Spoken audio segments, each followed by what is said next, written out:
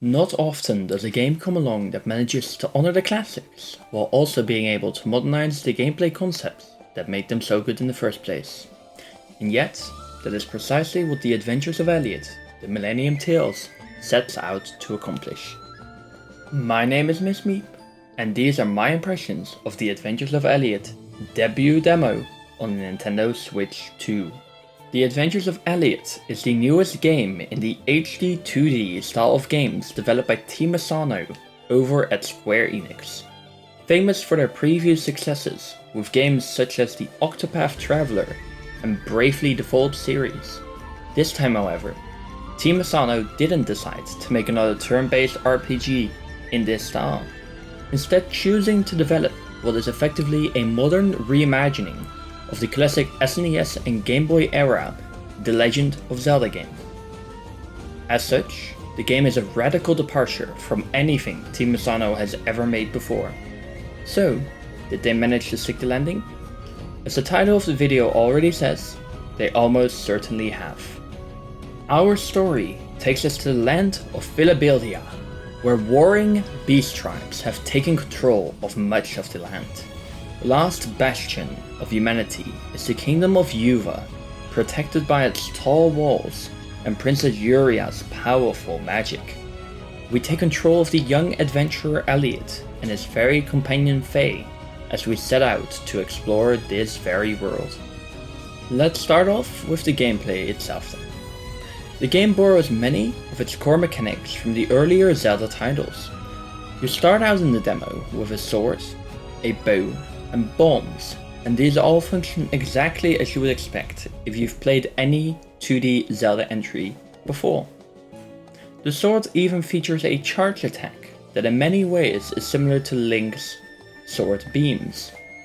One thing to note is that you can only have any two of these equipped at any particular time, similarly to The Legend of Zelda Link's Awakening on the original Game Boy.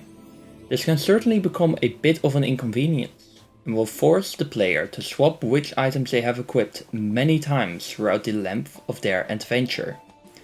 Team Asano thought of this, however, and added a quick swap button to easily access and swap all your items, and which button they are bound to. I personally found this to be very intuitive, and that it alleviates the problem of only having two actual item slots very well. Another unique aspect to this game is that of your fairy companion Faye. She is controlled through the right analog stick and allows you to collect fallen monster drops and attack enemies, albeit for very little amounts of damage. Her real usage comes in the form of Faye's powers. In the demo there are two of these, Sprint and Warp. Sprint does exactly as you may imagine. It makes you run significantly faster, akin to the Pegasus Boots item from the Zelda franchise. Warp is definitely the more interesting of the two, as it allows you to warp to the current position of Faye, allowing for creative platforming puzzles that the demo only scratches the surface of. The world design is also similar to that of titles like The Legend of Zelda: A Link to the Past.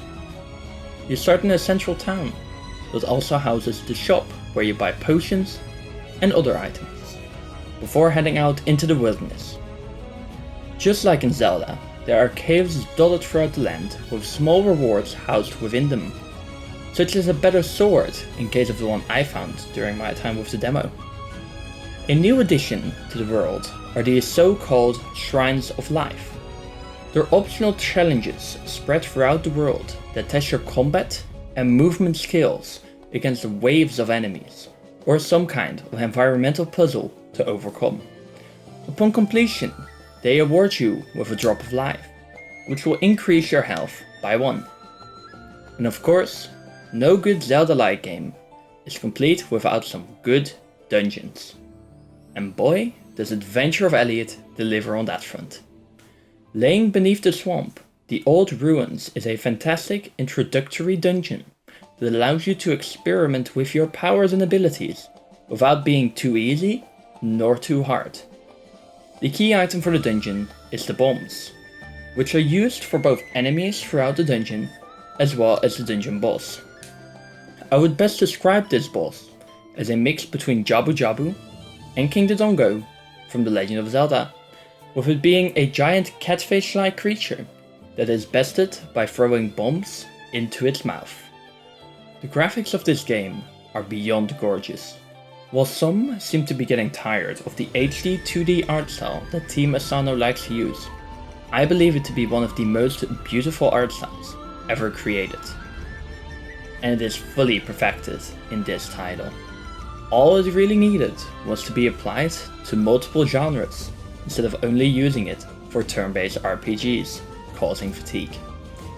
The character portraits, likewise, are gorgeous, with high quality illustrations and smooth animations, making the characters truly feel lively. The voice acting too is sublime, as is to be expected of Team Asano's games. All of these factors combine to make the Adventures of Elliot one of the prettiest games to look at in recent memory. I think Team Asano nailed the landing flawlessly in their attempt at making an HD 2D Zelda-like adventure. If you have not played this demo yet, and have a Nintendo Switch 2, you are doing yourself a big disservice. Please do check it out. The Adventures of Elliot will be released in 2026, and for me it will be an absolute day one purchase. Thank you for listening to my first impressions from the debut demo, and until next time, Miss Meep, tuning out.